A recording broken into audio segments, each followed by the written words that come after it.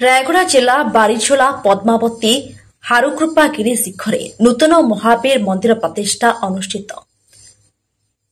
ଗତ ଚୈତ୍ର ଶୁକ୍ଳ ଚତୁର୍ଦ୍ଦଶୀ 11/4/2025 ତାରିଖ ଶୁକ୍ରବାରଠାରୁ ବୈଶାଖ କୃଷ୍ଣ ପ୍ରତିପଦା ଯୁକ୍ତ ଦ୍ୱିତୀୟା 15/4/2025 ତାରିଖ ମଙ୍ଗଳବାର ପର୍ଯ୍ୟନ୍ତ ଦୀର୍ଘ 5 ଦିନ ବ୍ୟାପୀ ଆରମ୍ଭ।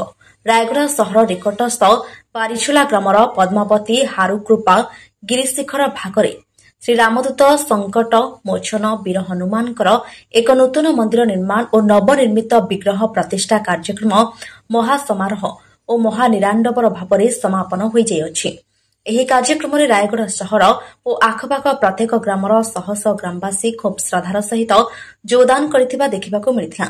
ମହାବିଷୁବ ସଂକ୍ରାନ୍ତିରେ ସ୍ଥାପିତ ବାରିଝୋଲାର ଏହି ନବନିର୍ମିତ ମନ୍ଦିର ରାୟଗଡ଼ା ସହରର ସୌନ୍ଦର୍ଯ୍ୟ ରାଜିକୁ ଦ୍ୱିଗୁଣିତ କରିବା ସହିତ ରାୟଗଡ଼ାର ପର୍ଯ୍ୟଟନ ମାନଚିତ୍ରରେ ଏକ ନୂଆ ଫର୍ଦ୍ଦ ଯୋଡ଼ି ହୋଇଗଲାଣି।